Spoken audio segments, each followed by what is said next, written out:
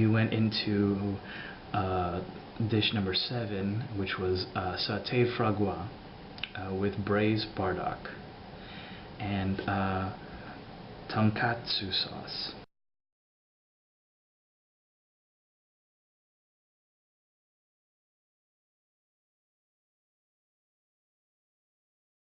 Which tonkatsu is a Japanese like barbecue sauce, and it was the side dish was a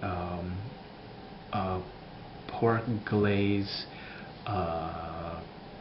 cooked ginger.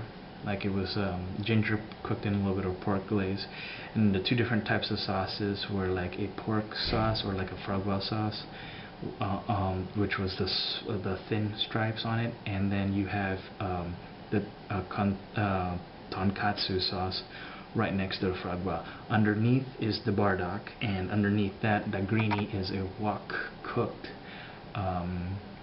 spinach. And again, foie gras was very rich. The bardock and the spinach really cut that fattiness, as well as a little bit of that cooked ginger, and then take a little bit of the sauce. It's like a foie gras sauce or like a pork sauce on the thin stripes on the plate, so it brought like a cooked barbecue, but the tonkatsu sauce kind of brought a little bit of sourness to it, and I believe it was paired with a merlot. The next one was one of their really nice, really expensive dishes. Dish number 7 was Wagyu over truffled congee.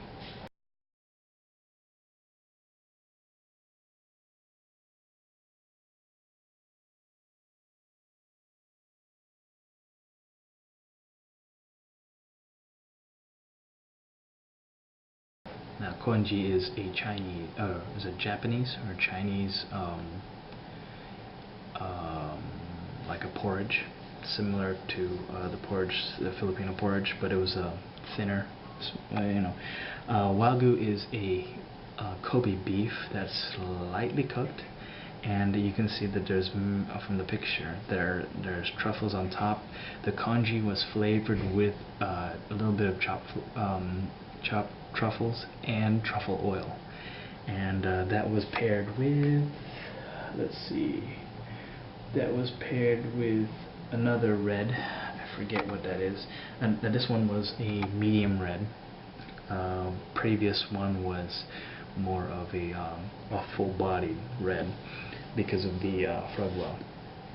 And I have to say that congee, oh my god, I think with the truffle oil and the truffles in there, absolutely beautiful, absolutely. The Wagyu, just barely cooked, it was still soft, like the Kobe beef was still soft. It plays well with your tongue, and that truffle on top, the slices of truffle on top, oh my god, it's, it was just a meal for a king. Really, really. And if you look at like Morimoto's menu about how much Wagyu is, you'll get sticker shock too. So, and dish number 8 was Hiroki style. Hiroki is the sushi chef that was making all of my sushi food, whereas the cooked stuff like the lobster, the foie gras, and the Wagyu were all made from the back kitchen. So, and what was cool is that Hiroki was actually standing right in front of me, like kind of like a diagonal, and so I was watching him make my food, like make my sushi and stuff like that. And so it was getting late in the evening. I think he wanted to just play around, and so Hiroki, my sushi chef, made a Chirashi sushi.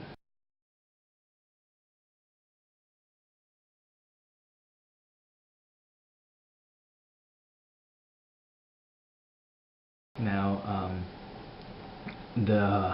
he has shiso leaves cut up, put some sesame seeds in the sushi rice, and that was on the bottom.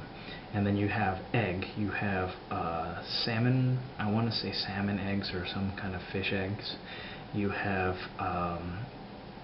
I think toro. He put one slice of toro in, some salmon, some adult yellowfin, and I believe on top is finely shredded seaweed.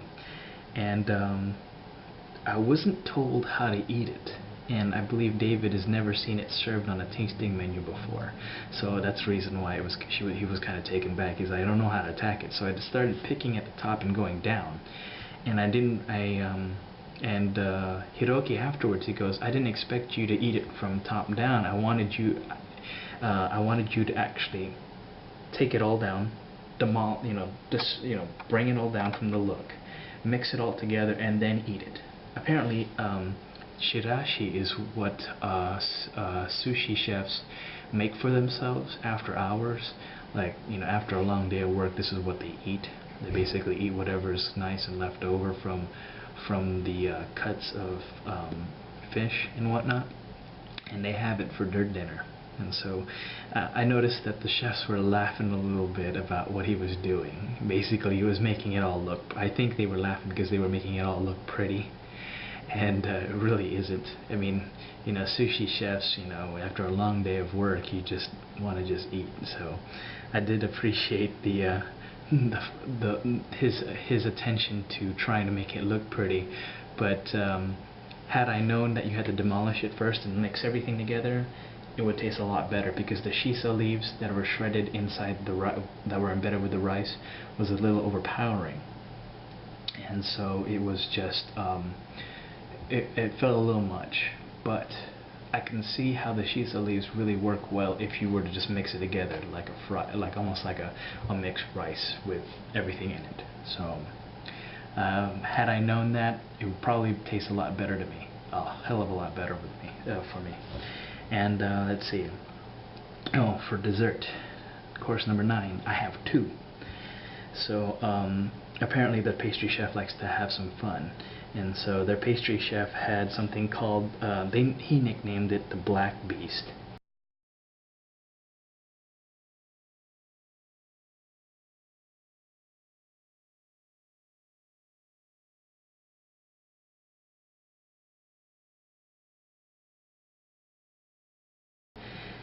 And it was a flourless chocolate cake underneath, or like a fudge cake, and then on top was a white chocolate mousse. The sauces on the bottom were chocolate, caramel, and a little bit of I think a strawberry. And that thing was rich. And the pairing for that one was a port wine, nice and strong. You had to, because it was so freaking rich. I mean, really. I mean, there's a reason why they called it. It was so freaking rich. There's a reason why they called it. He calls it the Black Beast. It is so rich. I mean, it's great. I mean, it tastes flavorful and whatnot, but it was so rich, I had to grab the port wine. I mean, I've had so much drinks already. It was totally nuts. And I was like, wow.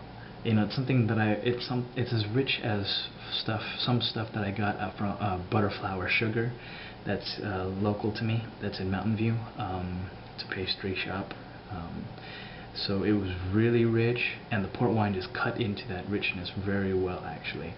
And then the second part of the dessert was a coffee Gelee with a coconut sorbet, as you can see from the picture.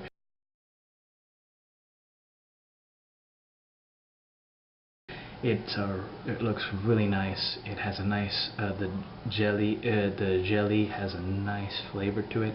It's a really milder dessert compared to the Black Beast, so I didn't use the port wine with it, and it was really